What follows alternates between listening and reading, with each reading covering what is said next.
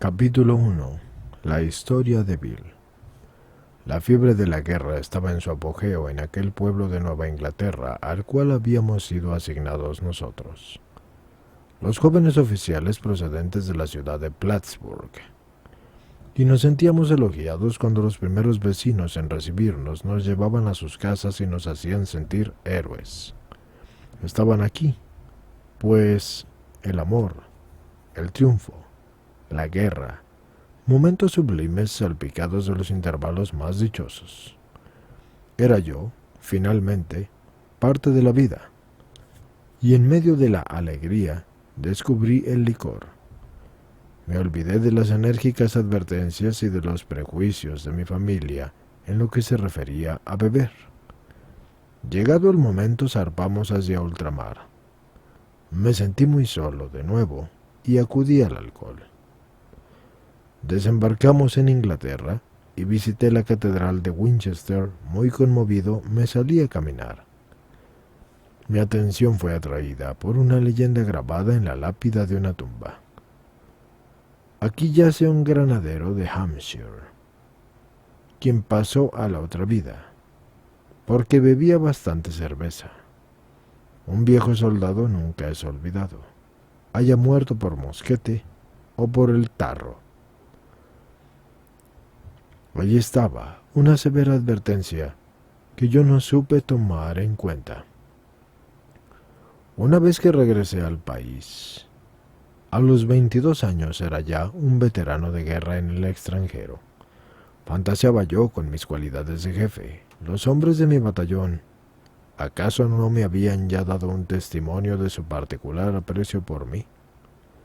Mi talento para ser líder me iba a colocar a la cabeza de enormes empresas que dirigiría yo con la más grande de las seguridades.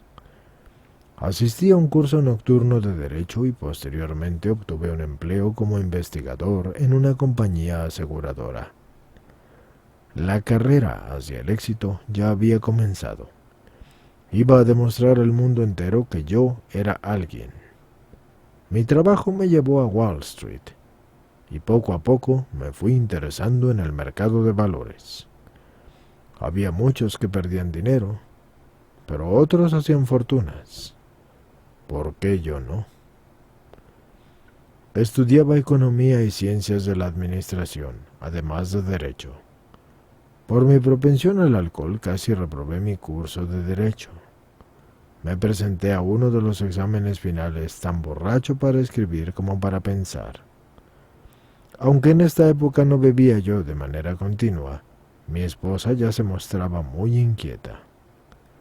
Teníamos largas conversaciones durante las cuales intentaba yo tranquilizar sus presagios, diciéndole que los hombres geniales habían tenido sus mejores ideas bajo el efecto del alcohol, que las más sublimes teorías filosóficas habían nacido de la misma manera. Cuando finalizó mi curso de Derecho, yo sabía ya que no estaba hecho para esta disciplina. Estaba envuelto por el torbellino de Wall Street. Los amos de las finanzas y del mundo de los negocios eran mis héroes. Mezclando el alcohol con la especulación financiera, empecé a forjar el boomerang que un día se volvería en mi contra y me haría pedazos. Como vivíamos en forma modesta, mi mujer y yo habíamos economizado $1,000. Este dinero nos sirvió para comprar unas acciones de muy poca demanda y que tenían un buen precio. Tenía yo razón al pensar que algún día estas acciones llegarían a tener mucho valor. No había yo podido convencer a mis amigos de la bolsa para que me enviaran a investigar acerca de la administración de fábricas y de otras empresas. Sin embargo, mi esposa y yo decidimos ir de cualquier forma. Estaba yo plenamente convencido de que la gente perdía dinero en la bolsa debido a su ignorancia sobre los mercados. Más tarde, yo encontraría muchas razones más. Dejamos nuestros empleos para ir a la aventura a bordo de una motocicleta en cuyo remolque colocamos una tienda de campaña, cobijas, ropa para cambiarnos y 3 voluminosos anuarios sobre referencias bursátiles. Nuestros amigos nos decían que estábamos locos de atar, y quizás sí tenían razón. Gracias a algunas especulaciones de la suerte teníamos un poco de dinero de sobra. Sin embargo, una vez tuvimos que trabajar en una granja durante un mes para evitar gastarnos ese pequeño capital. Por mucho tiempo, yo no tendría otro trabajo manual honesto como este. En un año ya habíamos recorrido toda la parte oriental de los Estados Unidos. Los informes que había yo enviado a Wall Street durante este tiempo me significaron a mi regreso una posición destacada, así como la posibilidad de disponer de una generosa cuenta de gastos. Otra transacción afortunada en ese año me proporcionó fondos adicionales que se tradujeron en una utilidad de varios miles de dólares en el curso de los años siguientes. La suerte me trajo dinero y triunfos. Ya había yo llegado y numerosos eran aquellos que adoptaban mis ideas y que se fiaban de mi juicio en esta danza de millones de dólares. La gran ola de prosperidad del final de la década de los 20 estaba en su cúspide. El tomar una copa se había convertido en una cosa importante para mí. En los salones donde se tocaba jazz, el parloteo era altísimo. Todos gastaban miles de dólares y se hablaba en términos de millones de los demás. Y yo me burlaba. Yo me había hecho de una multitud de amigos de los buenos tiempos. Mi consumo de alcohol seriamente aumentó. Bebía constantemente durante el día y casi todas las noches. Los reproches de mis amigos generaron disputas y me encontré solo de nuevo. Hubo numerosas escenas desdichadas en nuestro suntuoso apartamento. Jamás le había sido yo infiel a mi mujer debido a mi lealtad hacia ella.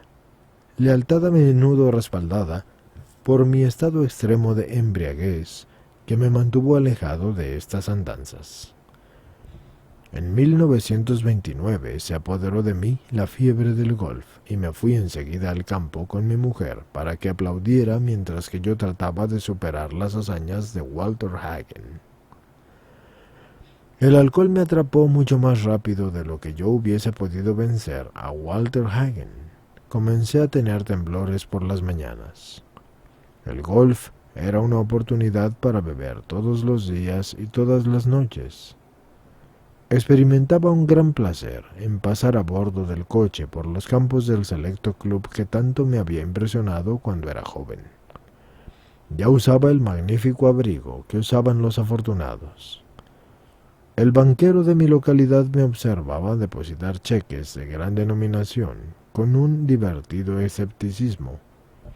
Y entonces, en octubre de 1929, se desencadenó un infierno en la Bolsa de Valores de Nueva York.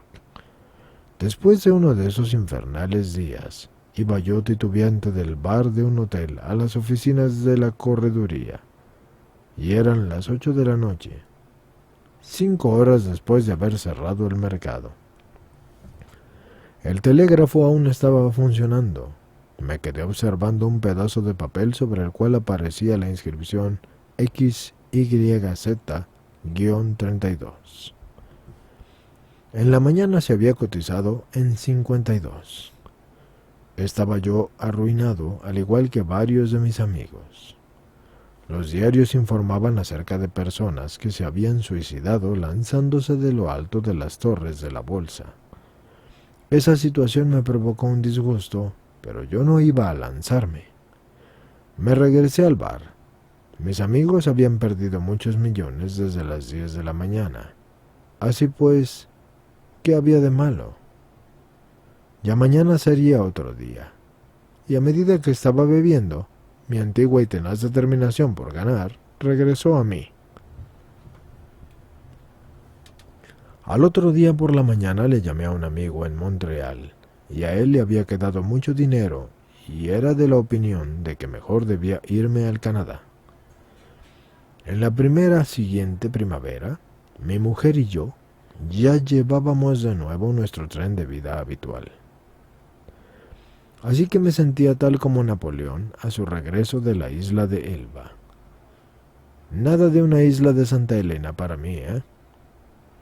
pero la bebida me atrapó de nuevo y mi generoso amigo tuvo que dejarme ir. Esta vez nos íbamos a quedar sin dinero. Nos fuimos a vivir a la casa de mis suegros. Encontré un empleo y lo perdí como resultado de una pelea con un taxista. Misericordiosamente no hubo nadie que pudiese adivinar que yo iba a estar sin trabajo durante 5 años o que iba a permanecer casi siempre ebrio durante todo ese lapso. Mi esposa empezó a trabajar en una tienda de departamentos. Llegaba a casa muy cansada solo para verme borracho. En las firmas de correduría me convertí en un parásito indeseable. El licor dejó de ser un artículo de lujo para convertirse en una necesidad. 2 o a veces 3 botellas de ginebra de contrabando al día llegaron a ser mi ración habitual. De tiempo en tiempo, alguna transacción pequeña me dejaba algunos cientos de dólares y era entonces cuando iba a pagar a los bares y a las tiendas de abarrotes. El mismo ciclo se repetía sin cesar. Posteriormente empecé a despertar muy temprano en la madrugada, sacudiéndome con violentos temblores. Tenía que beber cuando menos un vaso grande de ginebra y 6 botellas de cerveza para poder estar en condiciones de desayunar. Pero con todo esto, yo estaba convencido de poder controlar la situación y atravesaba por periodos de sobriedad que le devolvían la esperanza a mi esposa. Las cosas empezaron a deteriorarse poco a poco. La casa fue embargada por el poseedor de la hipoteca y murió mi suegra, y mi mujer y mi suegro enfermaron. Y fue entonces que un prometedor negocio se me presentó.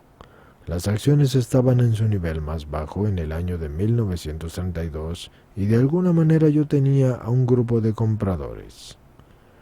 Se me iba a dejar una parte generosa de las utilidades. Pero entonces una tremenda borrachera me hizo perder esa oportunidad. Este golpe me abrió los ojos. Tenía que parar. Me di cuenta de que no podía beber ni una sola copa y estaba yo liquidado para siempre. Hasta esa fecha había yo hecho una gran cantidad de bellas promesas. Sin embargo, mi esposa pensó que esa vez sí hablaba yo en serio, y efectivamente hablaba yo en serio. Un poco después regresé ebrio a casa. No había podido resistir. ¿Qué había pasado con mis grandes resoluciones? No tenía yo la más mínima idea. No habían llegado a mi mente. Alguien me había ofrecido un trago y yo lo bebí. ¿Es que estaba yo loco? Empecé a preguntármelo, pues tan asombrosa inconsistencia parecía confirmarlo. Con una renovada resolución intenté de nuevo. Después de un corto tiempo, que también fue un cierto tiempo, la confianza que había yo adquirido comenzó a cederle su lugar a la presunción. Ya podía darle la espalda a las cantinas y al alcohol. Ya tenía de ahora en adelante lo que me hacía falta. Un día entré a un bar para hacer una llamada. En un corto tiempo estaba yo golpeando sobre la barra y preguntándome cómo había ocurrido. Cuando el whisky se me fue a la cabeza, me dije que para la siguiente ocasión controlaría mejor las cosas, pero por lo que hacía a ese momento, lo mejor era emborracharse. Y así lo hice. Jamás podré olvidar el remordimiento, el terror y la desesperación que volví a sentir en las primeras horas de la mañana. No tenía el coraje para combatir. No alcanzaba a controlar mi agitada cabeza y tenía el sentimiento de una inminente catástrofe. Con trabajos me atreví a cruzar la calle para no caerme y ser arrollado por un camión. Apenas había un poco de luz de día. Un lugar que funcionaba toda la noche me surtió con una docena de vasos de cerveza. Finalmente, mis crispados nervios se calmaron. Al leer el diario de la mañana, me enteré de que el mercado de valores nuevamente se había ido a pique. Lo mismo que yo. El mercado de valores se iba a recuperar, pero yo no. Esta última idea me dañó mucho. ¿Suicidarme? No, ahora no. Una neblina mental se asentó. Ya la ginebra se encargaría de eso. 2 botellas más y... el olvido. El cuerpo y la mente son unas máquinas prodigiosas, pues los míos resistieron esta agonía por 2 años más. A veces, cuando el terror y la locura de la mañana se apoderaban de mí, robaba algo de dinero del pobre portamonedas de mi esposa.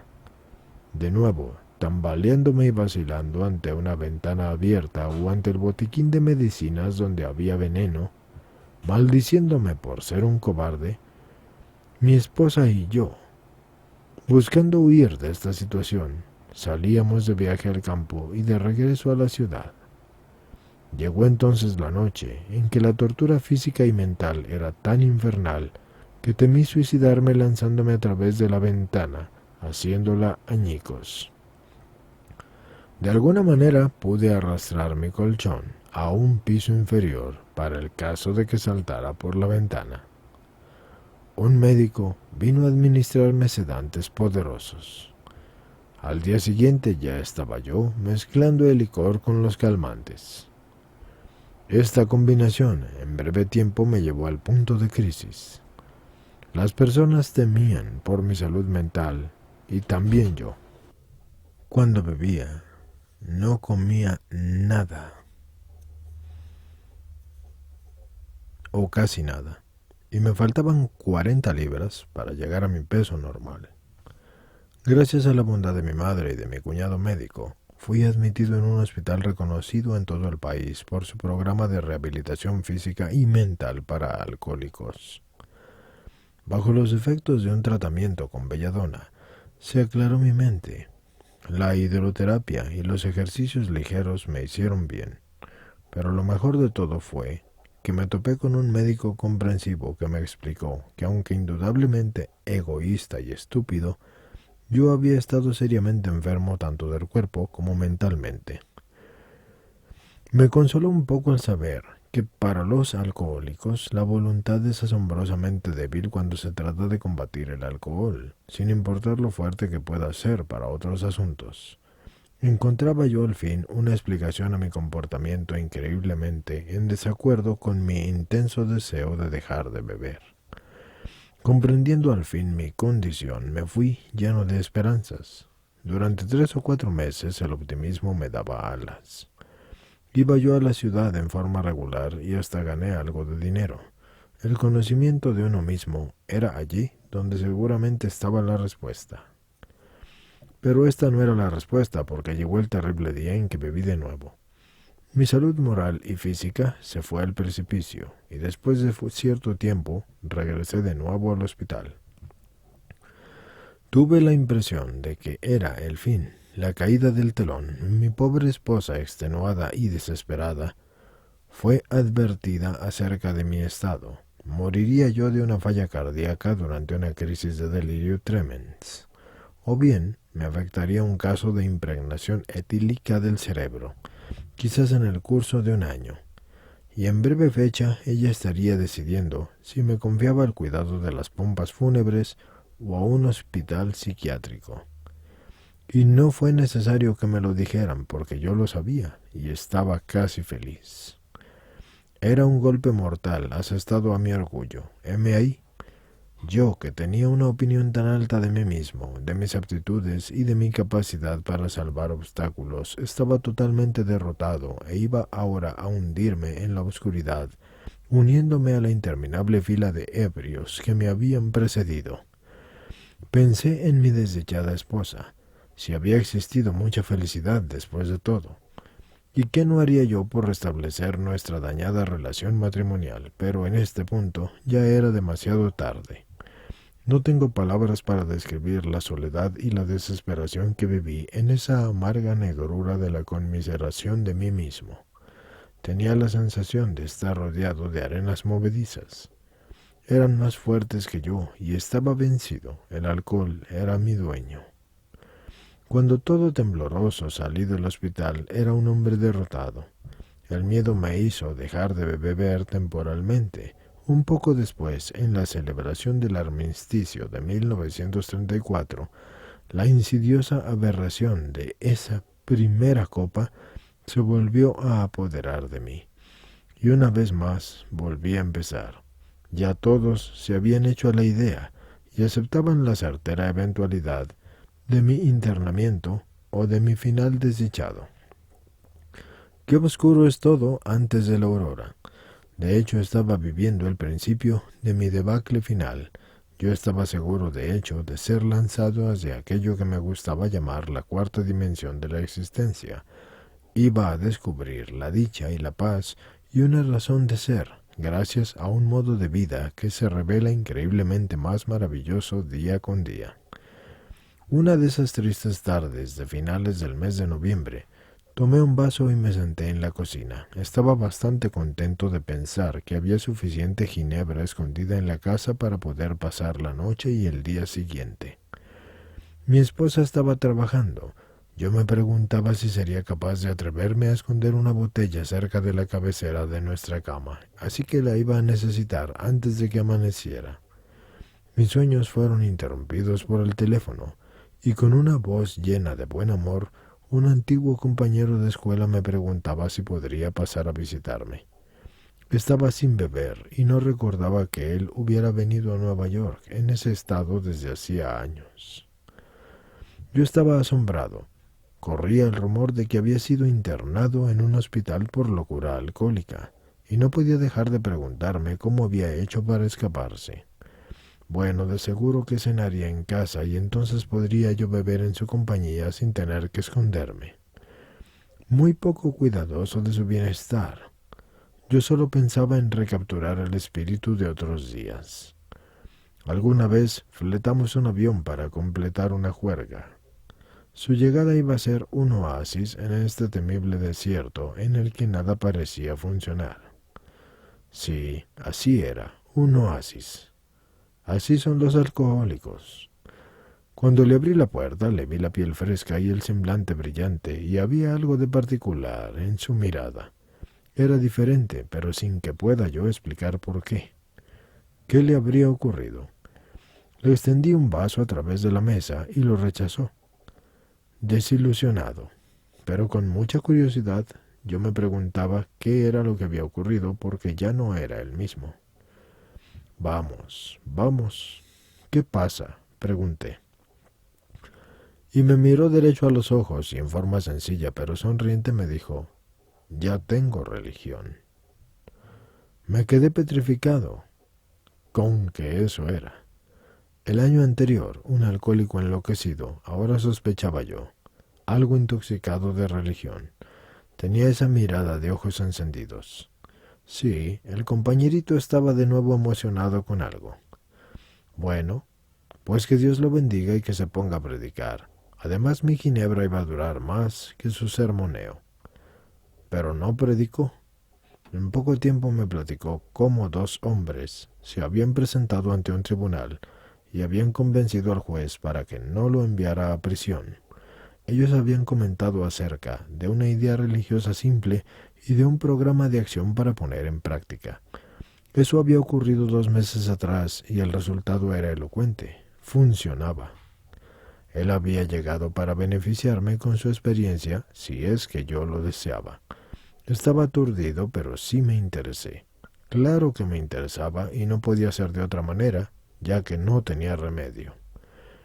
Habló durante horas y los recuerdos de mi infancia llegaban a mi mente, y me parecía escuchar cómo en aquellos domingos apacibles la voz del predicador que me llegaba de lejos hasta la colina donde yo estaba sentado estaba allí, y el juramento de no beber vinos ni de otros licores que nunca firmé, y el desprecio moderado de mi abuelo hacia algunos adoradores y sus actos, y su insistencia en que las esferas celestiales tenían música, más su negativa al derecho del predicador de decirle a él cómo debía escuchar tal música y cómo hablaba sin temor algunos de sus convicciones justamente antes de morir. Todos esos recuerdos afloraron a la superficie. Yo ya tenía la garganta reseca. Volví a pensar en ese día de la guerra en que visité la catedral de Winchester. Siempre habrá creído yo en un poder superior a mí mismo, y siempre había reflexionado sobre esas cosas. No era ateo. Pocas gentes lo son realmente, porque el ateísmo implica una fe ciega en la hipótesis extraña de que este universo ha salido de la nada y que va hacia la nada. Mis héroes intelectuales, los químicos y los astrónomos, y aun los evolucionistas, suponían que grandes leyes y grandes fuerzas regían este mundo, a pesar de pruebas contrarias, y me quedaban pocas dudas de que un motivo y un orden poderosos regían este mundo. ¿Cómo podría existir tantas leyes precisas e inmutables sin que hubiera la intervención de alguna forma de inteligencia? No podía hacer otra cosa que creer en un espíritu del universo, el cual no conocía ni tiempo ni límites. Pero era hasta allí a donde yo había llegado. Y es así que me alejé de los ministros religiosos y del mundo de la religión. Y en cuanto se me hablaba de un Dios personal y de un Dios que era amor y dirección y fuerza suprahumanos, me irritaba y mi mente se cerraba de golpe contra tal teoría.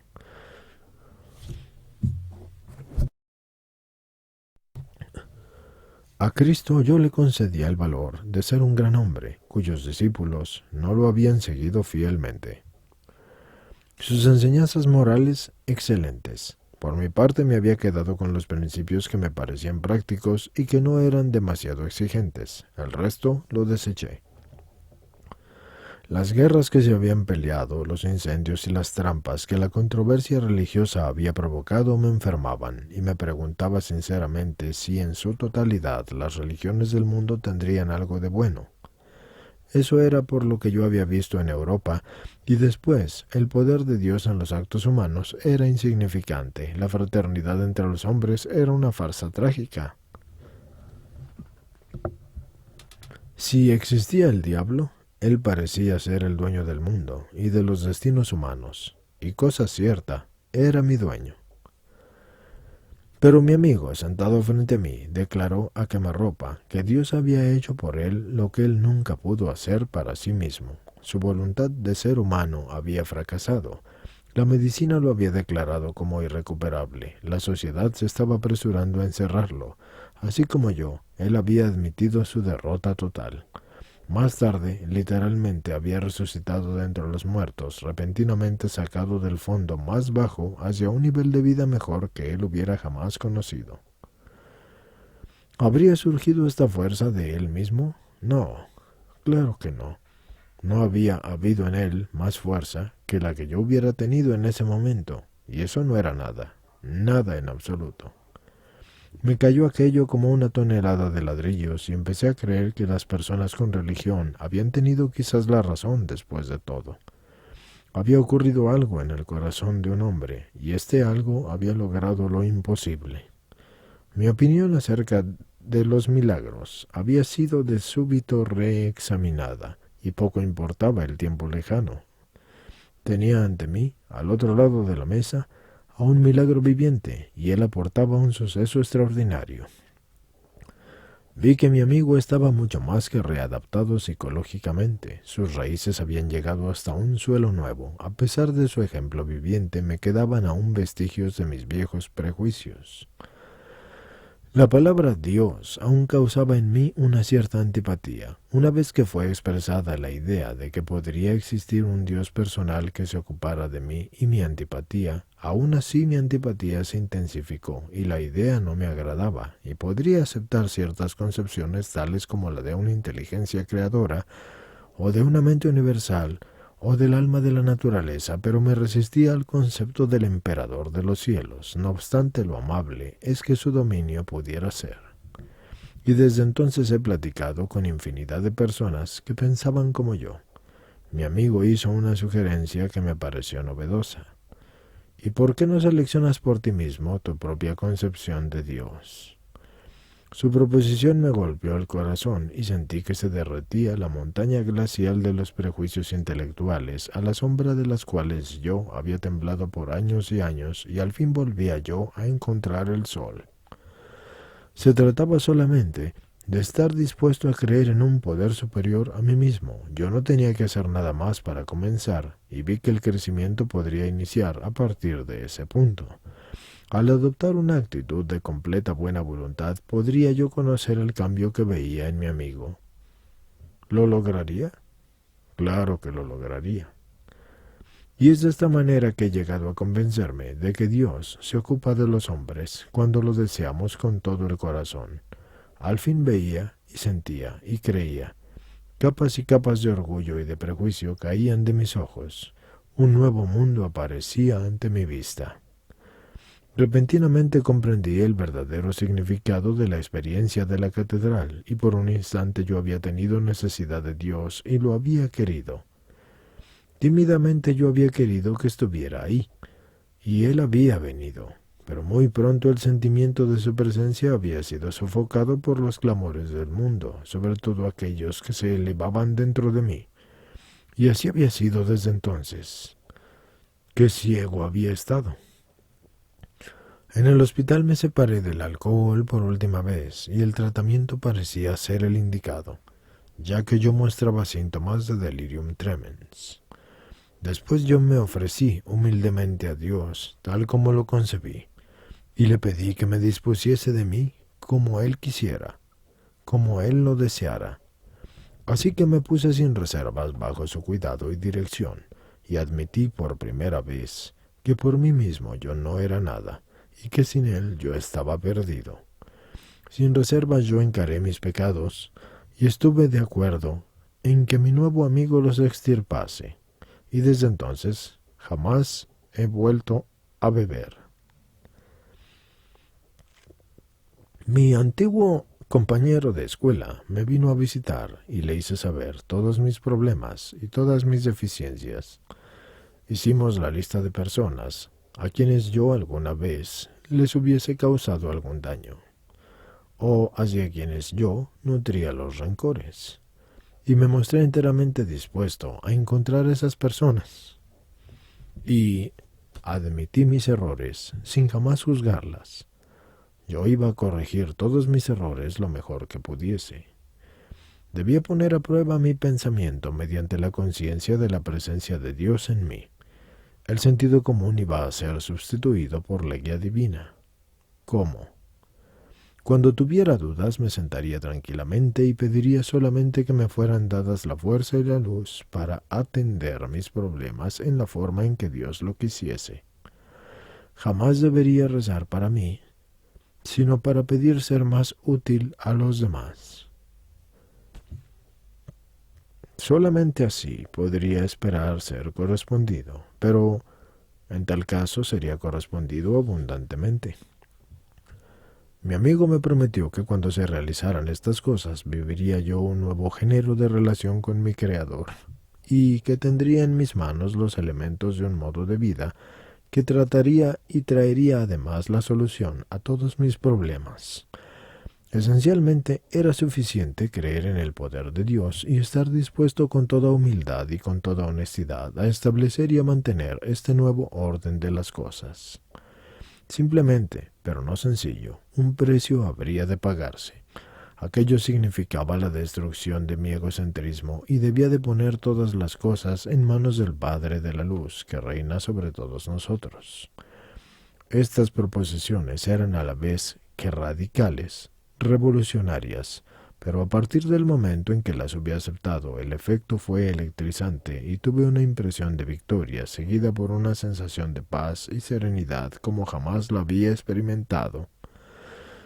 Tenía una confianza plena y me sentí transportado tal como si el tonificante viento fresco de las montañas me hubiera envuelto. Y a la mayoría de los seres humanos Dios se les manifiesta poco a poco, pero su encuentro conmigo fue repentino y profundo.